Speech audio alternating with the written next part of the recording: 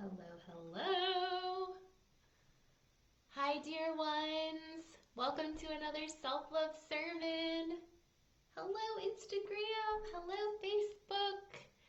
How are we doing? How are we doing? It is December 8th, 2020. So wild to even say that aloud.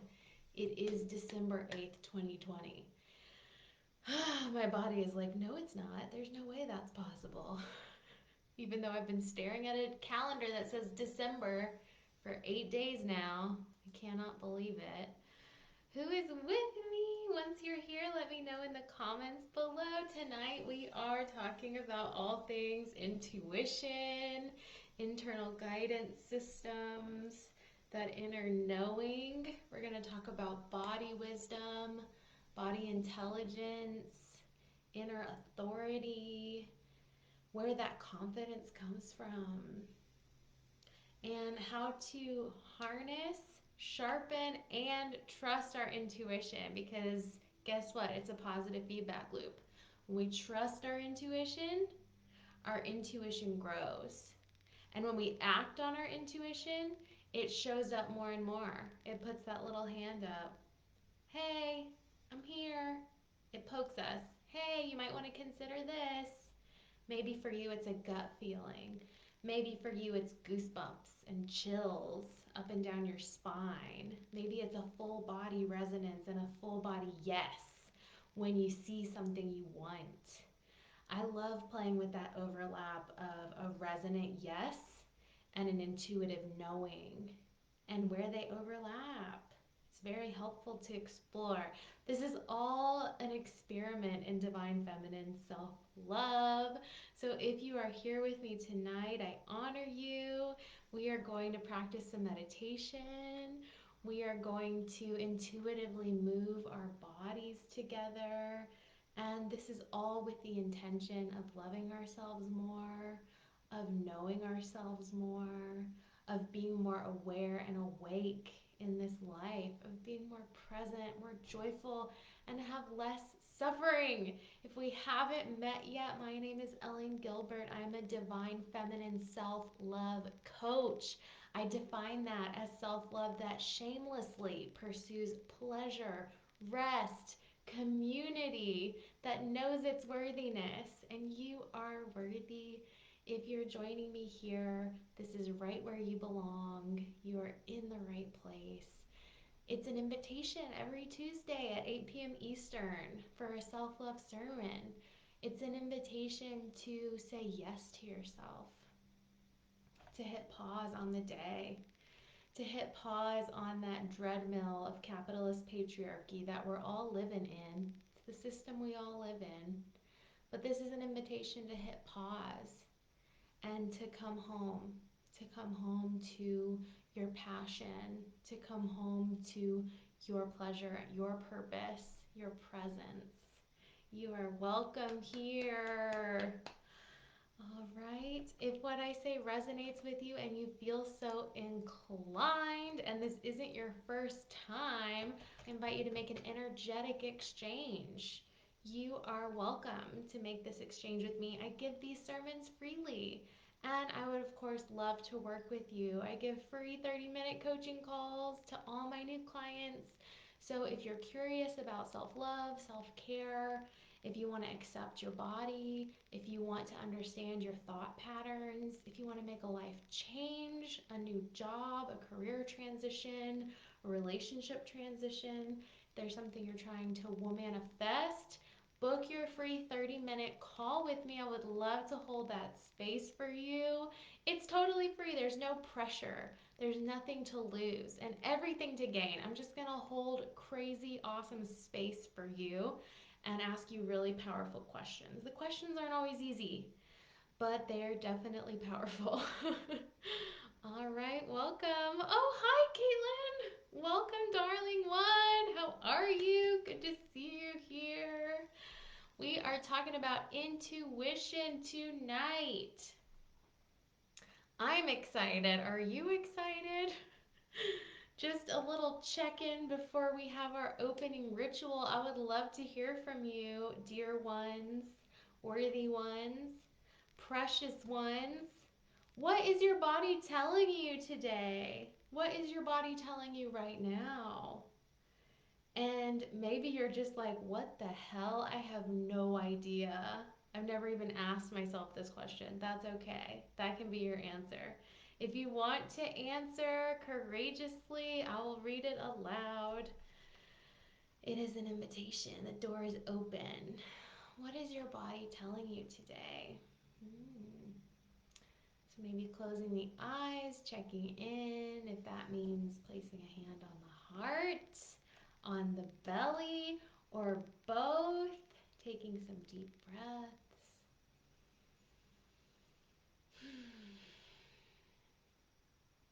My body's very happy. I had a snack. I always get really hungry when the sun goes down and it's like 4:30 here in New Mexico and I'm transitioning out of the workday. I'm like, I always need a nourishing snack, so I had a snack and now I'm here. Caitlin, feeling low vibes. Low vibes. Interesting, dear one. Does that mean mentally low, physically low, maybe both? You can answer or not answer. Just a curiosity there. My body is telling me that I need sleep, says Claire. Yes, absolutely. That's a pretty loud and clear message usually, isn't it? Thank you for honoring that and making it manifest here with your words. We are our body's voices. We are their bridges out into the world. So you get to share that message. And what you do with it is up to you. Yeah, anyone else? What is your body telling you today? COVID slump. Oh, yes. Yes. I witnessed that. I reflect that back to you in my own experience as well, sweet one. It does make sense. It makes total sense. I know. It's like I keep hitting a wall of burnout with COVID, and then it just keeps coming back around and obviously getting higher and bigger and scarier. It totally makes sense. Thank you for sharing, dear ones. I'm going to open us up with a little ritual. And if you have plant medicine like sage or Palo Santo or sweetgrass or incense or candles, whatever you wish, it is welcome here. Let's burn something though. If you can't have an open flame for whatever reason, some oils are nice. I'm going to burn a little Palo Santo. It's been a minute since I have to cleanse my space. We're going to do some intuitive movement together tonight. A little meditation. Hopefully a lot of learning and discerning of our own intuition. So as I cleanse this space, I invite in the wisdom, the collective wisdom of all of our inner guidance systems, our bodies, our nervous systems, our hearts, our spirits, our deep longings and desires, what lights us up, what gives us pleasure, what drives us to come and commune with us. Be a part of this space, this circle for the next hour or so as we unpack our own intuition. May we all be open and fearless about what wants to come through.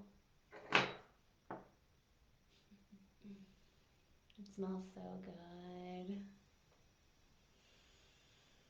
Gonna leave this burning here.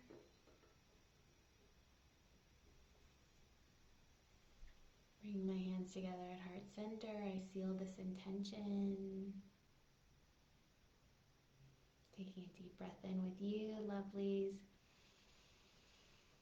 Letting it go. And so it is. And so it is. Yes. Hmm. Saying these words, and so it is a beautiful way to begin to cultivate trust with your intuition and to cultivate trust with your intention. So you can say aloud what it is that you are wanting and then say, and so it is. It's like, it's on its way. It's happening right now. That's what's up. Beautiful, beautiful. Let's move our bodies a little bit, shall we? I usually open with a meditation, but I'm feeling like this desire to engage with my body as that check-in question started, the juices flowing. What is my body telling me? If that was a hard question for you, then use this intuitive movement song that we're going to listen to just for a minute and a half to get really curious, move into the nooks and crannies of your body. Maybe it's some stretching that needs to happen. You're gonna see me, I'm gonna be like patting and slapping my body to wake it up. Maybe it's some massage or some dancing or just some breathing. Do whatever your intuition is telling you it wants. Whatever it's telling you feels good for the next minute and a half, okay? Brave, courageous ones. Hopefully, you can hear my sound.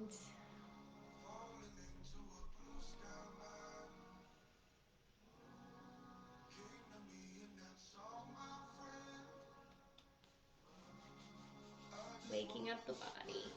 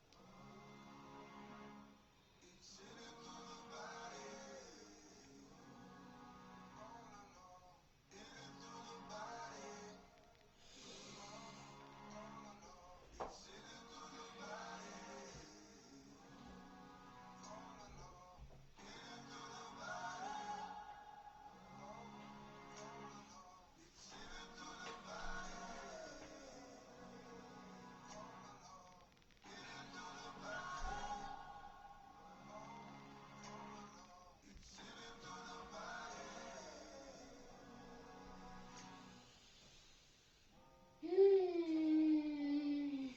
It goes fast. A minute and a half, 90 seconds. Woo! Hopefully that got your intuitive juices flowing, your curiosity. Follow your curiosity in those moments. Like no one is watching.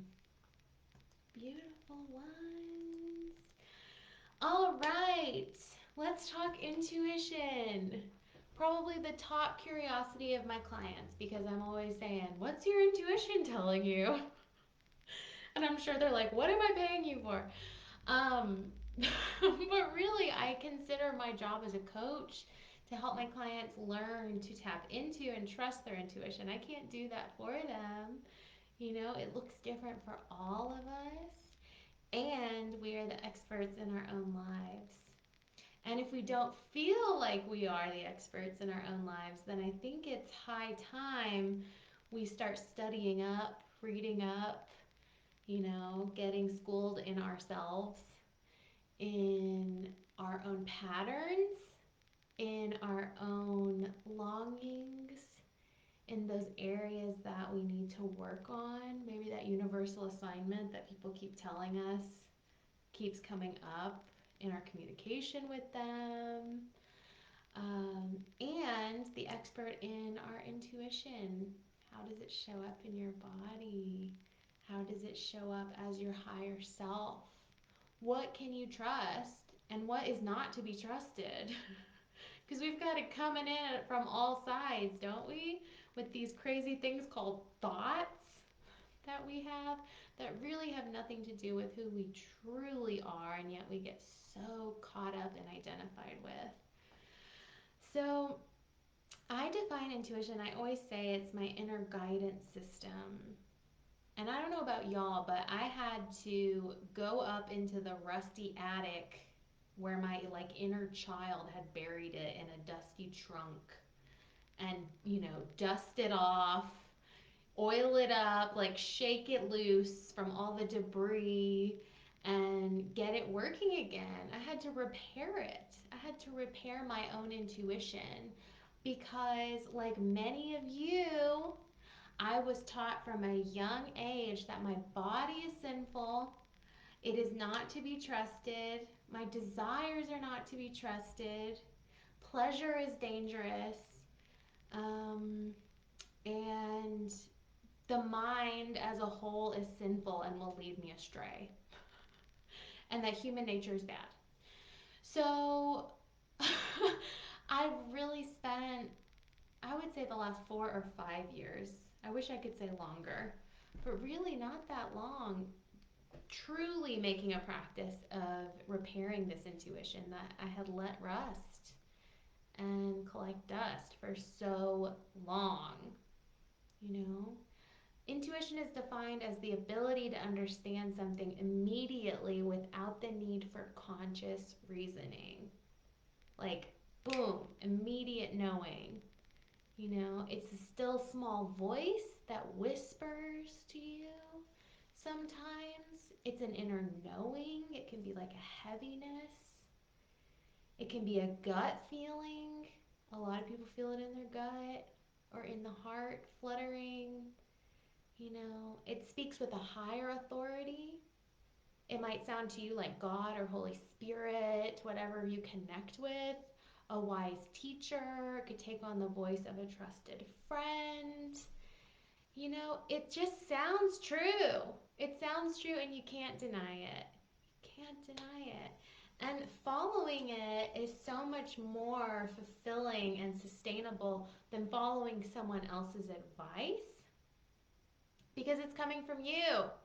Like, this is your subconscious. This is the power of the subconscious that's been layered over and cemented over and pushed down by so many different forces: our family, our upbringing, our socialization, the overculture.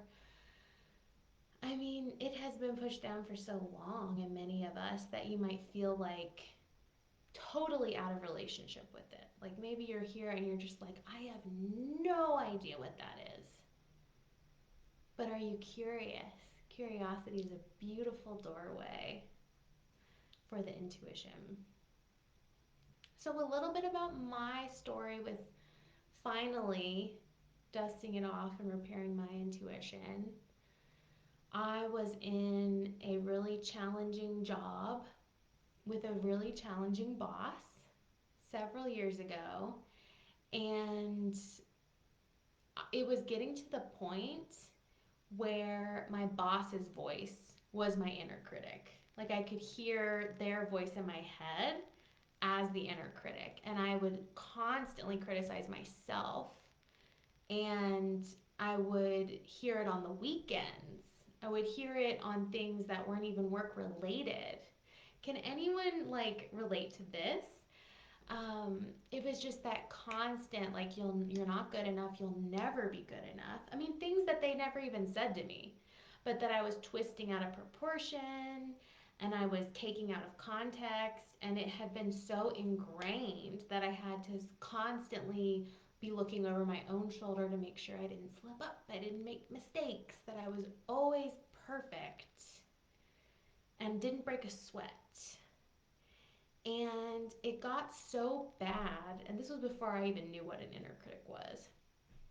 It got so bad that I started to really doubt my own intelligence. And I remember being in my cubicle, my windowless cubicle in my office, in like the office, and Googling. I was like trying to find an online free IQ test. I was trying to understand why I just couldn't get it, why I couldn't be enough for this boss and this job. And I felt so at the end of my rope. Like, I was like, I have a master's degree. Like, I have the experience, you know, like I should be able to get this. Why do I keep making mistakes? You know, which now looking back, they were so small. And but because of this influence in my life, it really felt like life or death. And I felt like I was so stupid. And I was trying to test my own intelligence and understand, like, had something happened to me? It was really painful. And I was like, what are the different types of intelligence? Like maybe everyone else has that like book knowledge, critical thinking intelligence, and I have something different because I had a hunch that I wasn't completely lost, you know, that I had something. I knew I had something to offer. And I'll never forget grandmother Google there in my cubicle returned some web search result about intuition. And I started exploring more like, what is intuition? How does it show up? Is it a type of intelligence? You know, if I have that, does it mean I'm hopeless for all other types of intelligence? Which, of course, the answer is no. Um, but it led me down the path of wanting to be something that I was good at, wanting to not feel belittled every day, wanting to feel like I mattered and my wisdom mattered. And the wisdom I was really focused on was this inner voice, something in me that was telling me, like, this is the way to go. You know, like that deep body knowing that I was starting to explore more and more through yoga and meditation and my own awakening.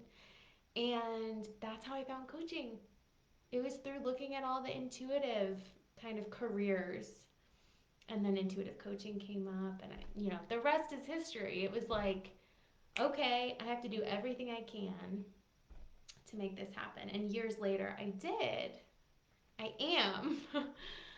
But it truly changed my life. And it was that putting the trust in the intuition and saying, there's something here.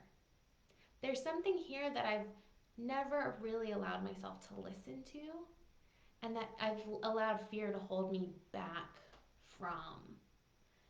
And it was just like, I'm not going to let the fear hold me back anymore. Like, I can't. I cannot second guess this anymore. I need to learn how to trust myself. And so the rest is history. And I've never looked back. I've been so, so happy on this path. And it prompted me to then look at my intuition in a million other areas of my life. And now I always look back on that moment and I say, well, look how that turned out. You can trust yourself. That's a pretty radical example, of like changing your whole life. I moved across the country eventually. And, I made a lot of big life changes based on my intuition, and it happened to pay off. But what about when it doesn't? What if I had listened to that other voice, which was the inner critic? I think we have both of these voices and both of these systems trying to navigate us at all times. And so tonight I really want to talk about how we distinguish between them. And I think, self-trust has so much to do with this. Because, like, children trust themselves. It gets sort of socialized out of us and replaced with this self-distrust. But we can be trusted. We can be trusted. And it's a constant practice and rewiring. It's a lifelong journey, y'all. But it's one that I pledge allegiance to every day. Every day I get down on my yoga mat and I say, I'm going to keep my mind here with my body. Every time I sit on the meditation cushion and I say, I'm going to stay here, I'm going to stay present, and I'm going to allow messages to come in. And I'm going to allow the feeling of presence to come in and to nourish my soul. Or I'm going to go to bed and I'm going to ask my guides to give me a dream. And y'all, they have given me some dreams with very clear symbols. And I'll wake up and write them down in my dream journal. That's another intuitive practice. This is a partnership. This is a relationship with your intuition, with your higher self, with your future self. I think these are all one thing with the divine, however you define it. So, basically, at the end of the day, you'll never hear or trust or follow your intuition if your relationship to self is rooted in blame, criticism, judgment, and separateness. Because guess what? That's ego. You can't, they just don't coexist very well, because it's about trusting the vision, trusting the pleasure, trusting the desire, trusting the emotions instead of apologizing for our tears and trying to suppress them. It's like, no, this is coming through. This is information. And getting excited about it. Like, oh, I'm having an emotional reaction. Excited and curious. This is like your one human experience. Let's just decide right now as a group to fully show up for it, to not resist it, to take it all as information as it comes, to get really curious, and to be playful and experimenting at all times. Like, well, if I try this, what's going to be the reaction? If I follow this, I think this is my intuition. Let's see what happens. And then reporting back what happened. It's all data. So there are so many pathways to intuition, and I'm going to focus on a couple tonight because I do have to be brief and it is a big topic. The first one, which you may have already guessed, is your body's wisdom. That's why we did our little intuitive movement practice in the beginning. That's why we checked in. What is our body telling us? What's the message? You can also do a free flowing yoga practice. I highly recommend this. If you're someone that always goes to the guided practices or goes to a class, spend some time, maybe one day a week or whatever is accessible for you. Instead, if you've been practicing for a while, make up your own vinyasa, make up your own flow. Maybe don't even have a plan when you come to the mat. Just be like, I'm going to do some asanas that feel good. And maybe you have no idea how you're going to get from one asana to another. Just move in a way that feels good. Move in a way trusting your body. Be safe in alignment. But the thing is, when we're listening to our bodies, when we're not trying to copy that yoga teacher who's bending herself into a pretzel, when we're instead like listening, like, oh, my lower back's talking to me today, it's got some things to say, we are so less likely to injure ourselves. It's a much safer approach to yoga and to movement in general, whatever your practice is. But I think moving the body regularly is really key to some of these body wisdom, body intelligence conversations, because the body can shut down. It can get really stuck. It can get depressed. It can get frozen. The nervous system can get frozen as a result of our stress, of our inactivity. So, whatever that looks like for you, moving the body regularly and checking in with it along the way. How does this feel today? Let's play with this. Collect that data.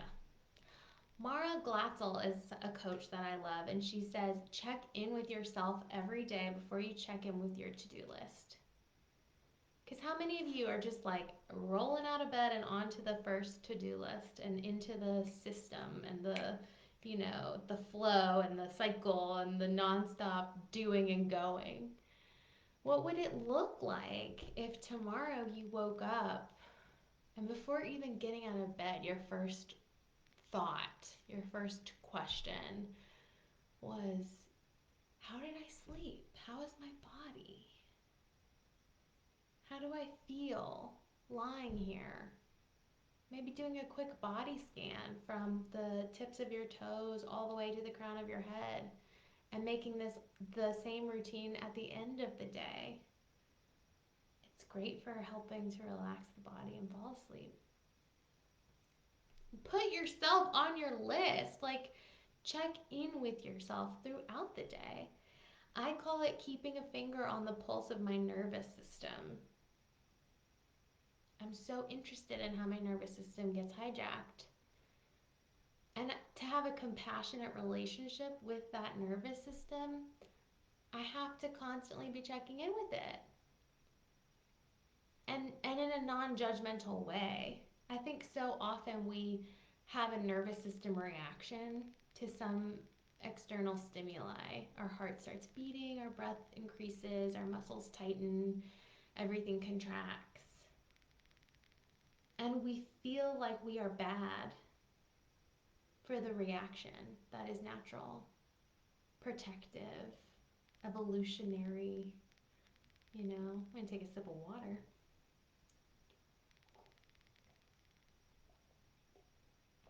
How can we instead have a non judgmental, even gratitude practice with it? Like, thank you for trying to protect me.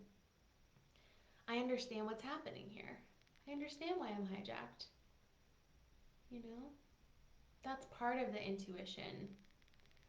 And sometimes our nervous systems act on behalf of our intuition. Sometimes for no reason, you might notice you just have a sense of fear if you're out walking late at night and it's just like, I need to turn down this street. And sometimes we need to follow that. I really believe that.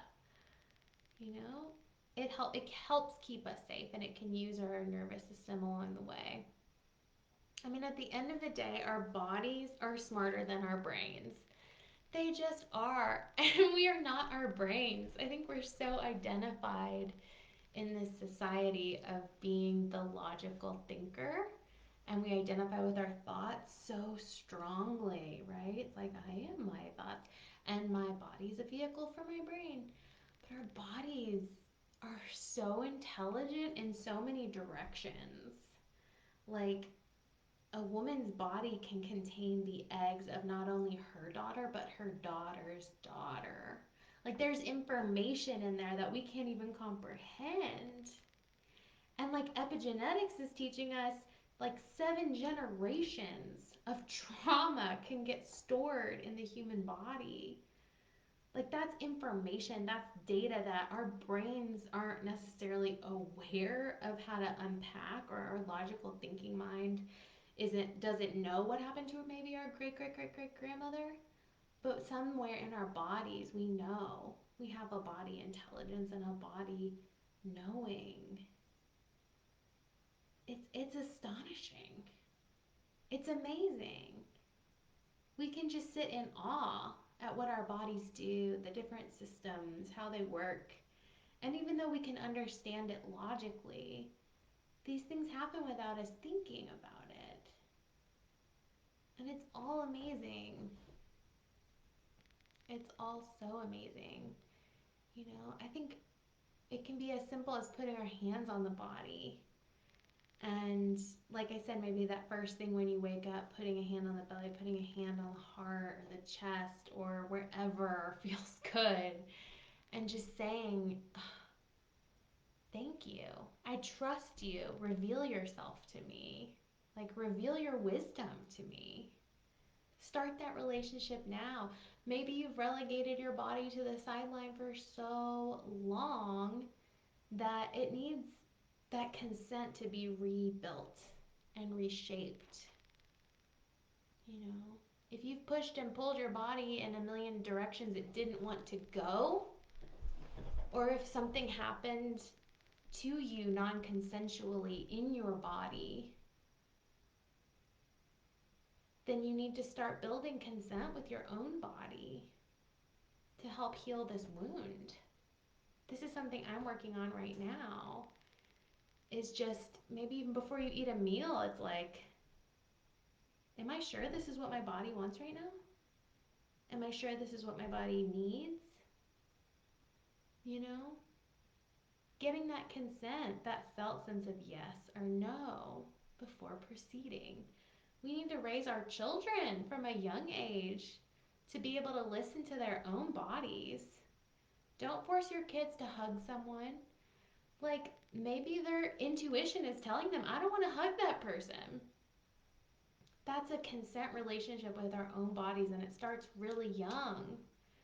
When we as little girls were forced to give affection and hugs and kisses to like all these strangers, that kind of takes away our own consent. This is something I'm really interested in because I think it all feeds in to this non-consent culture that we live in. So start asking yourself, does this feel good? And if you're doing something and it doesn't feel good, give yourself permission to stop. You are allowed. You are the authority and have the autonomy. Maybe for you, intuition in your body feels like goosebumps. I usually get goosebumps. If I'm in a session with a client and something comes through that I feel I want to share with them, I always ask, or try to ask, but it usually comes through as chills or goosebumps. And it just feels like a full body yes. It's just like, what is it like for you? Get really curious. You know, I think so. That's the body's wisdom. If you have any questions on that, let me know. Hi, Susanna.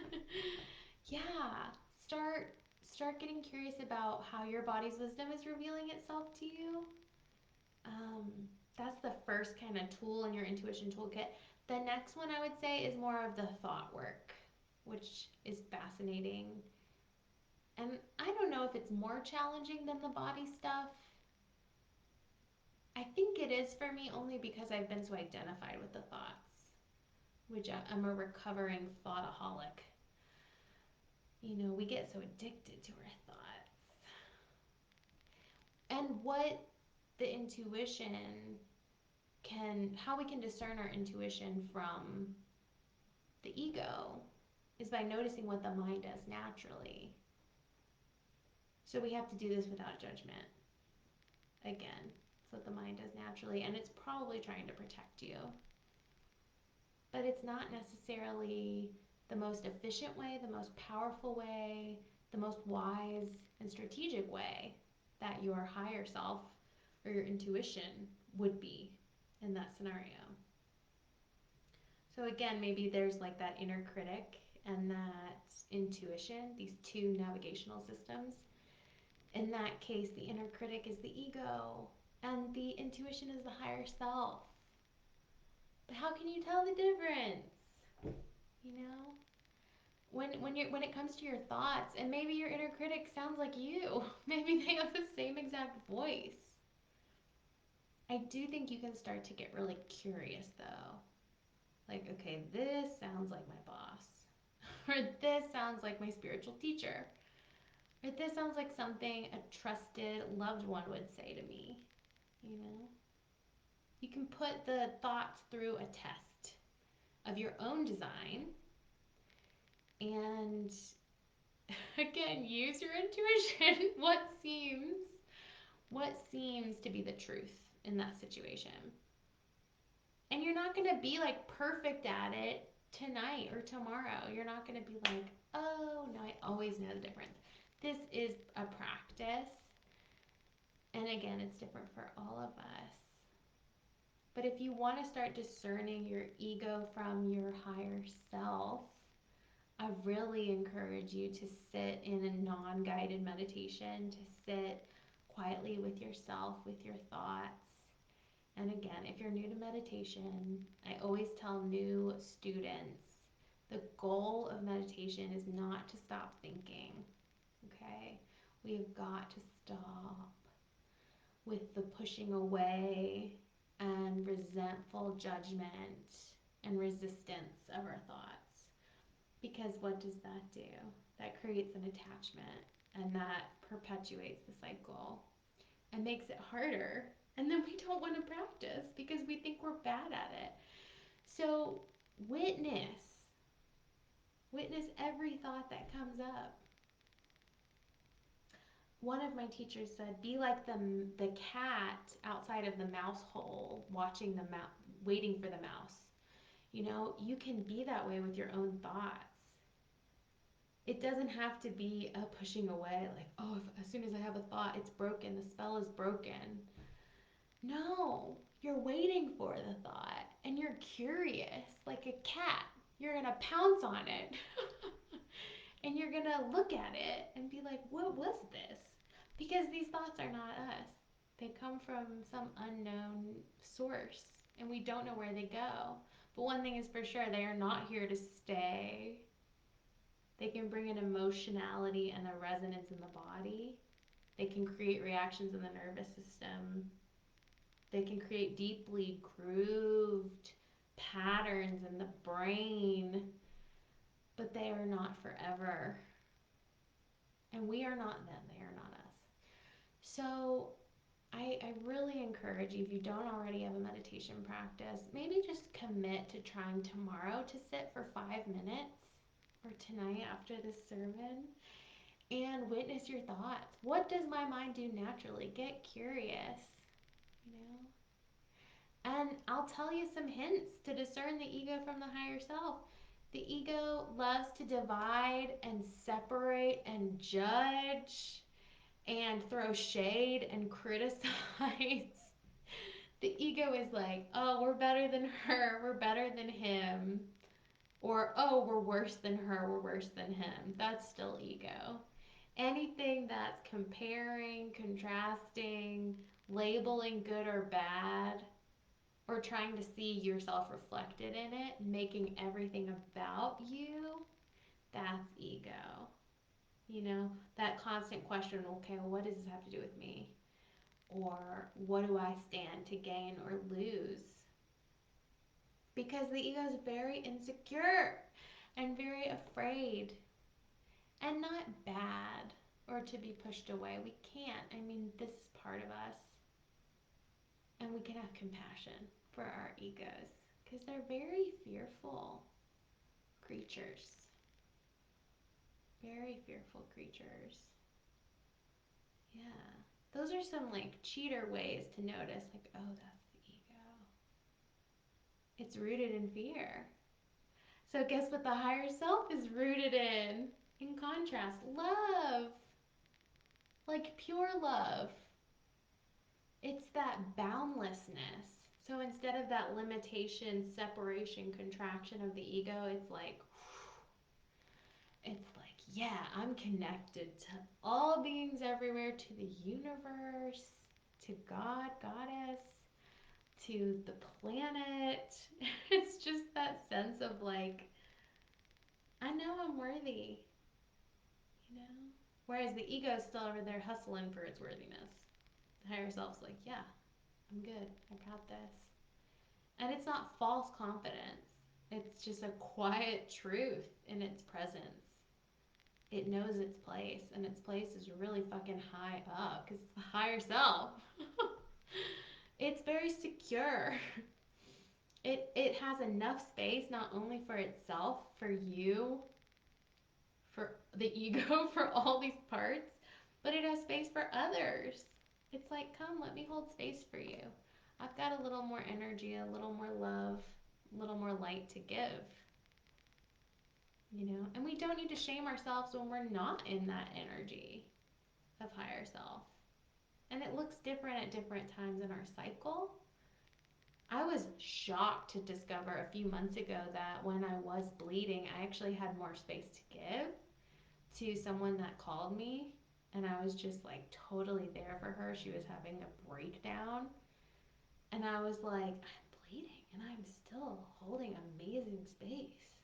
It was because I had fed into myself and my self care. But sometimes it surprises you. The higher self can show up in such beauty. And it's really a sense of the higher self is like this ease. It's just like what is. It's acceptance. It's receptive, curious. So it's when you're confident in your intuition and you're just like owning it. And it's not from a place of, well, I'm better than you, but it's a place of, let's hold hands and learn together. Let's get curious, you know? Maybe this will contribute to my learning. And it's that sense of, wow, what a wonderful experience we get to share in this moment. Let me look into your eyes and see their color. Let me be present here as we experience this connection together, as we experience this single moment in time. Higher self is awesome. I love her. And the more you play with these identities, the maybe they'll take on multiple and varied forms. Maybe you'll have like 5 inner critics over here, a few different higher selves. You got your future self as well, which I'm obsessed with. If you haven't done the future self meditation yet, I will share the link. But this is a wonderful journey to meet yourself in 10, 20, 30 years, 40 years. You can have multiple future selves. You can have your future self like down the road in a decade. You can have your future, wise crone elder self. You can have a deathbed self that you meet with and you're like, what even went down? Is there anything I should know? What I love about future self and intuition, the more you get to know her or them, it's like the more you can start to notice in your waking everyday life, oh, that's something my future self would do. Or you'll meet people on your path and you'll like hug them and get a whiff of like lavender and be like, that's my future self smell. Like there's like little breadcrumbs and clues along the way. Maybe you're shopping and you run your hand over a scarf and you just have this visceral experience of like, that is what my future self would wear. That's how she would adorn herself. So you buy the scarf. You start pulling her towards you, little by little, bit by bit. And what's guiding you is your intuition. So, so beautiful. Any questions on inner critic, higher self, future self, kind of unraveling the thoughts and witnessing them? I think another great clue here is to really, like, if you're suffering, especially, suffering is such a great guide because you can stop and go, what am I believing right now? What am I believing? What's the story I'm telling myself, as Brene Brown would say? How is that story or that belief showing up in my body? So again, that mind-body connection. These are the two kind of portals we're looking at for intuition right now. How is that belief showing up in my body? Do I feel a contraction? Like in my solar plexus? Is my breath stagnant? Do I feel heavy?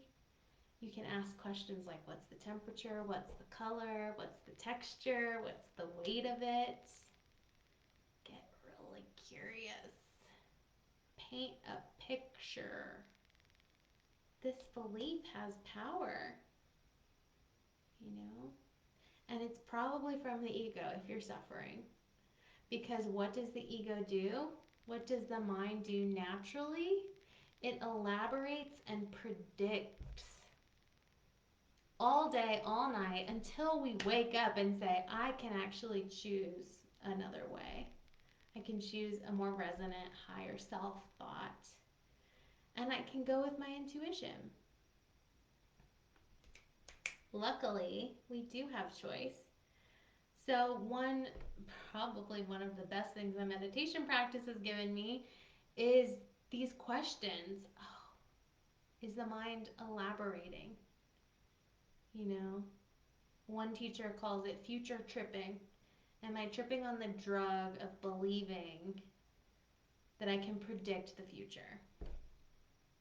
And it is a drug. It is a powerful hell of a drug. It's like, oh yeah, I know exactly what's coming around that corner. You know? ego can get involved here. I think some people justify their ego as intuition. They'll be like, oh, I knew that was going to happen. I had an intuitive nudge, and you're just like, okay, sure. Sometimes I'm like, do we just use that, to justify ego? But I digress. You know what's real for you, and only you know that. But, yeah, the mind naturally does this, y'all. It's trying to protect us. Don't judge it or let it feel like separation from what should be, because it's actually supernatural, completely supernatural. It's very natural. It's a shared human experience, and let it awaken within you even more compassion for the human family as a whole and for yourself. Like, oh man, wow, I have this mind that loves to elaborate and predict. And bless its heart. And I'm going to be here with it. I'm going to bring my heart to my mind, stay in my body, sometimes against all reason, when you feel like you just want to flee and have nothing to do with the way the mind is going. See what happens when you instead stay present, stay with it, bringing your hand to the heart, saying, I'm here, and I care, and I don't want to suffer. It doesn't sound like it should make that much of a difference, but it's everything. It's everything. So, some other tools. Creativity is a great way to awaken intuition. If you did not attend Clear and Grounded, my 2-hour creative mini retreat, there is a replay available. And it's all about like tapping into that intuition, trusting our guides. Maybe it's a muse for you, but really trusting ourselves, our ability to create, the boundless potential for creativity. But what does that require? Releasing perfectionism, healing the inner perfectionist, and saying, I'm going to follow this intuition even though I don't know where it leads, if it's going to end up perfectly or pretty, or maybe it's going to be a total mess. That can be a really interesting challenge on the intuitive journey, is like the fear of imperfection. I don't know where this is going to lead. What if I start this? That fear can really block our path. The more we trust, the more we feed our intuitive knowing, the more we act on it, the louder it gets. The more we trust. It's like the more you trust it, the more you trust it. But it's true.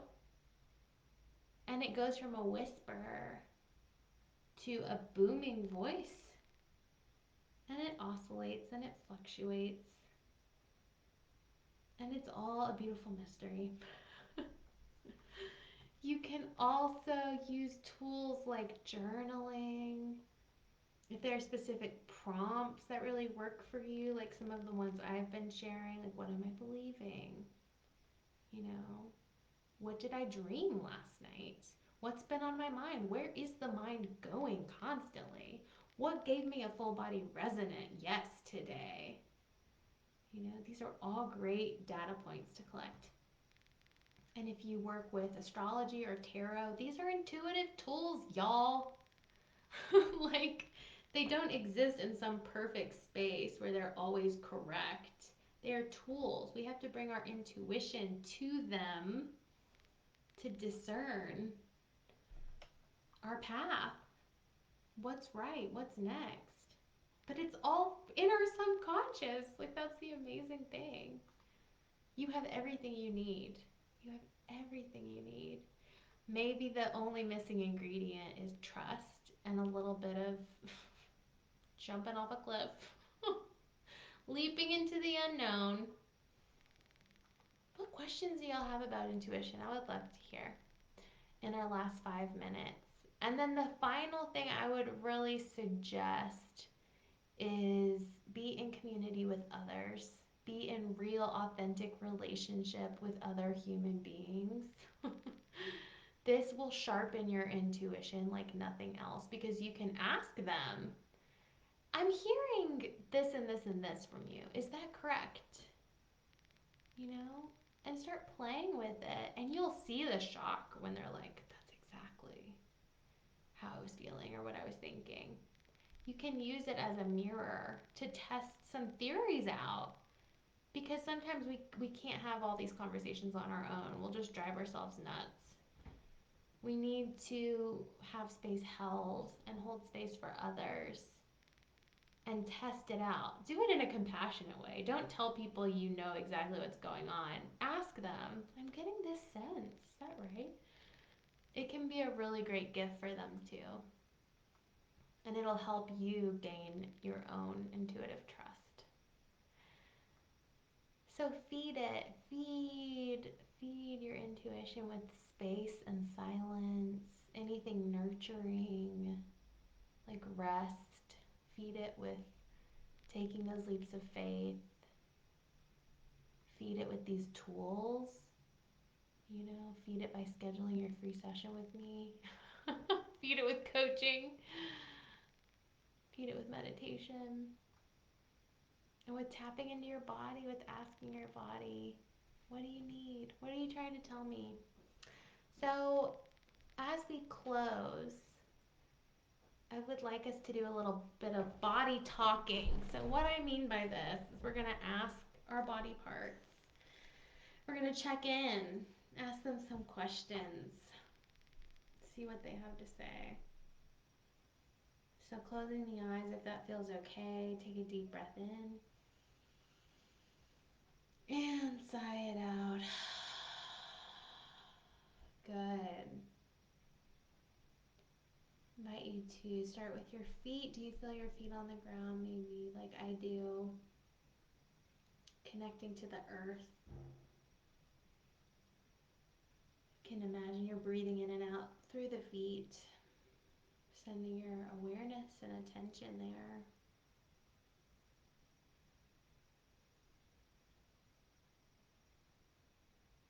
Feeling the entire outline of the feet and the inside of the feet.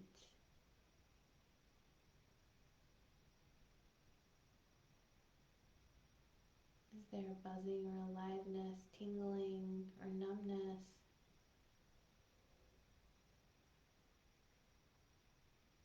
It's a simple, curious invitation. Hi, feet. What do you want me to know?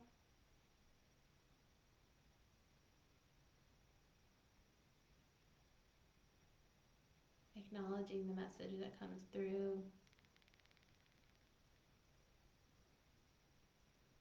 Moving up the legs. You can take on the legs as a whole here, just feeling the outline of the legs, all the nerves, the skin, the bones, the muscles, everything from the inside out. Breathing in and out through the legs.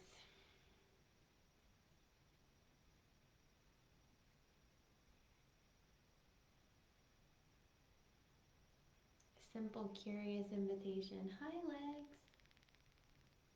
What would you have me know?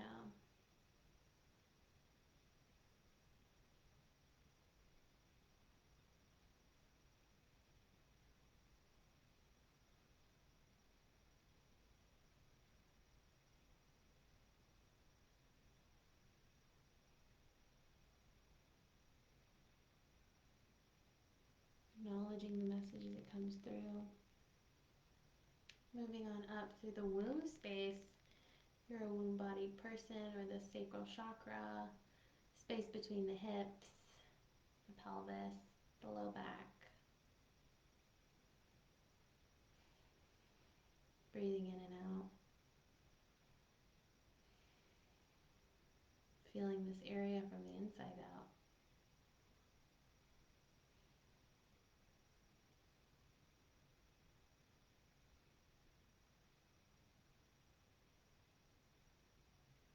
Hi, womb space.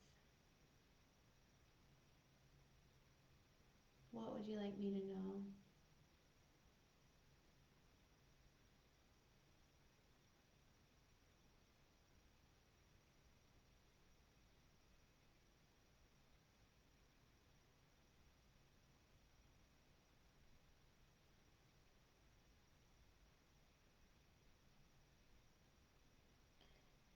Acknowledging the message that comes through, moving up to the gut area, the third chakra, solar plexus, the stomach, all the organs. Breathing in and out.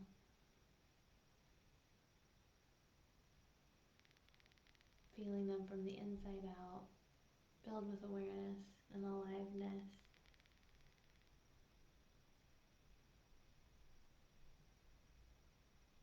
Hi, gut. What would you like me to know?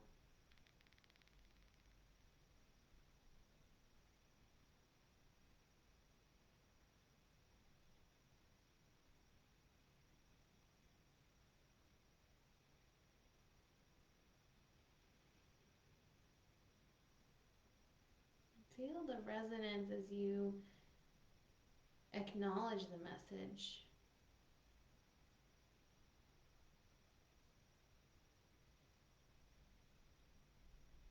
Maybe one part is more resonant than another, and more relieved that you're acknowledging.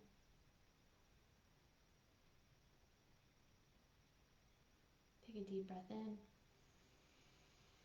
Moving up to the heart space, through the chest, through the back, upper back, the shoulders, the arms, even into the hands.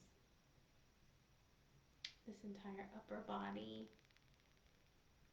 through the tips of the fingers, the outline of the hands from the inside out, the wrists, the arms, elbows, shoulders, heart, chest, back,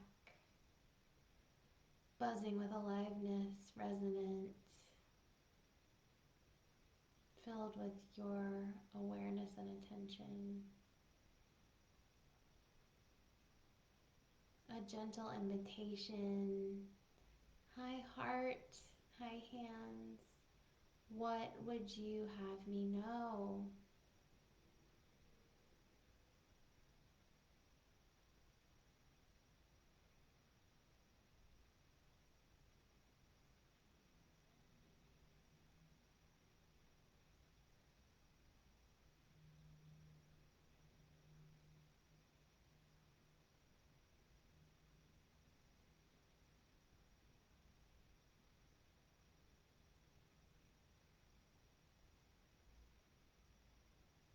Acknowledging the message with gratitude.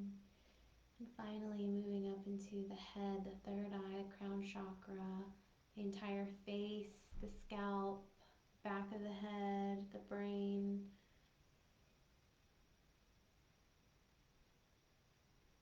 the jaw, feeling it all here.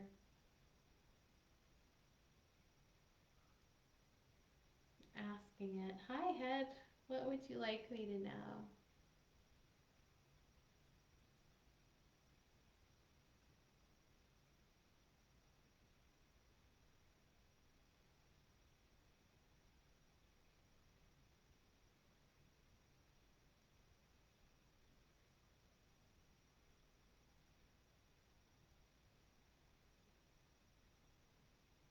Noticing sensations as the message comes through, and trusting it. Trusting that every single message that came through from your body right now is real, is from you, and matters. And take a deep breath in, full body breath. And sigh it out. You're ready, dear ones. You can gently open the eyes, looking around. Keeping that body awareness, full body awareness through to the soles of the feet.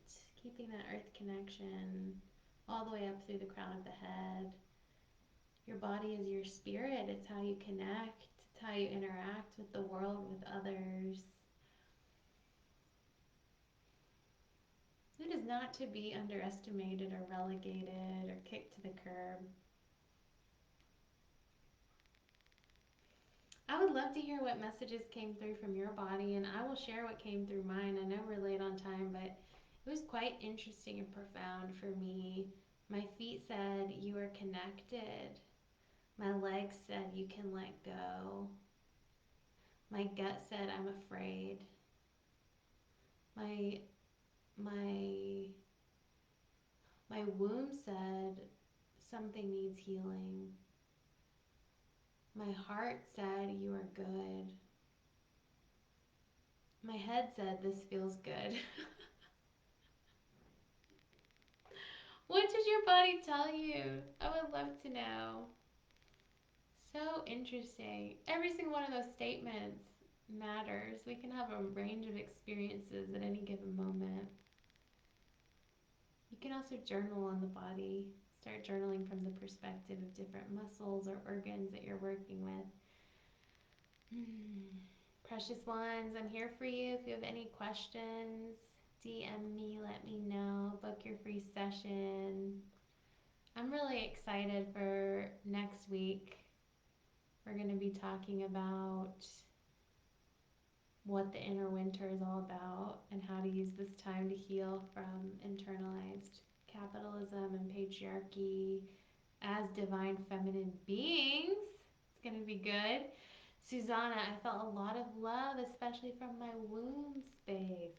Ooh, I'm so excited for you. That's really beautiful, Susanna. Open to that. Wow. How special. Have that connection. I love it. And then I'm thinking in 2 weeks we'll do a winter solstice ritual. We'll be a day late, but I want to do it that here for the community. And maybe in 3 weeks we'll be talking about a new way to New Year. It's a little bit of a workshop I'm excited about. I experiment all my free offerings here with y'all, so keep showing up Tuesdays at 8 p.m. This week, listen to your intuition, listen to your body, witness your thoughts. Don't take them to be true. Discern, discern, and do it all with lots of love, for you are worthy. So much love. May this contribute to your non suffering, your pleasure, your self love. Love you so much. See you soon. Bye.